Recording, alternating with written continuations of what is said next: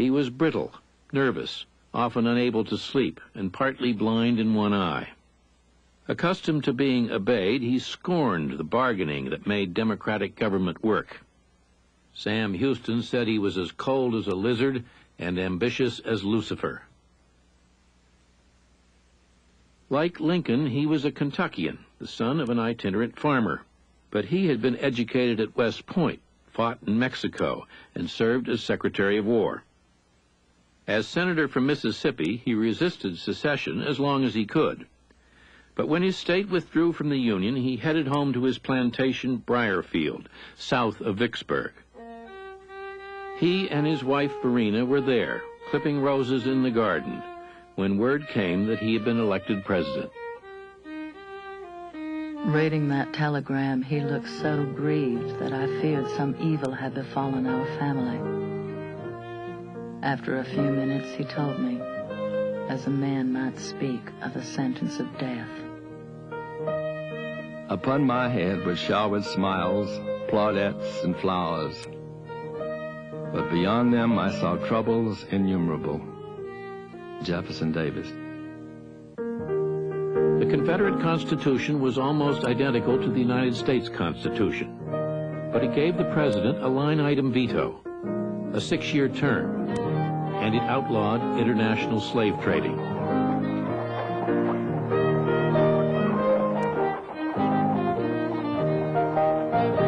The Confederate cabinet met for the first time in a hotel room. A sheet of stationery pinned to the door marked the president's office. "Where will I find the State Department?" a visitor asked Robert Toombs, Secretary of State. "In my hat, sir, and the archives in my coat pocket." Our new government is founded upon the great truth that the Negro is not equal to the white man. Vice President Alexander Stephens. God forgive us, but ours is a monstrous system. Like the patriarchs of old, our men live all in one house with their wives and their concubines, and the mulattoes one sees in every family exactly resemble the white children. All the time they seem to think themselves patterns, models of husbands and fathers. Mary Chestnut. Mary Chestnut and her husband James, a former United States Senator from South Carolina, moved among the highest circles of the Confederacy and were close to Jefferson Davis and his wife. Mary was subject to depressions and nightmares, for which she sometimes took opium. Now she too began to keep a diary. This journal is intended to be entirely objective. My subjective days are over.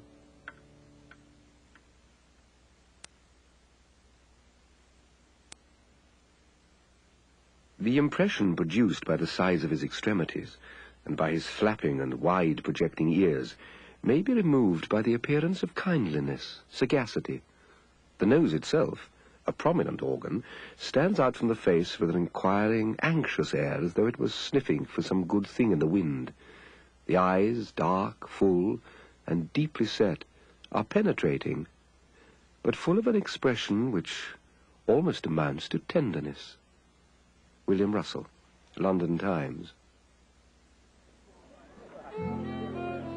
2 days after Jefferson Davis left home, Abraham Lincoln set out from Springfield, Illinois, for his capital. Here I have lived a quarter of a century and passed from a young to an old man. Here my children have been born and one is buried.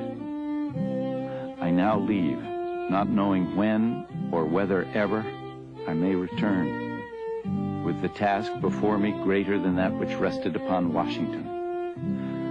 Without the assistance of that divine being who ever attended him, I cannot succeed.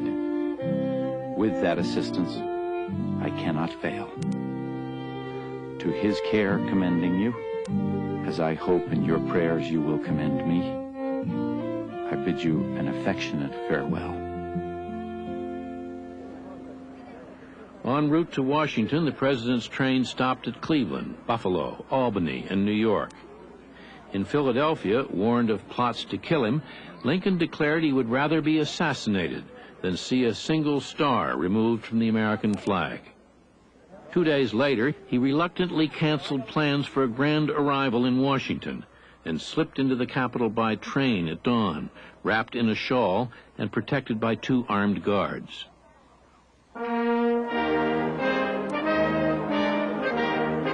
Inauguration Day in Washington was cloudy and cold. A large, tense crowd gathered beneath the unfinished dome. Cannon guarded the Capitol grounds.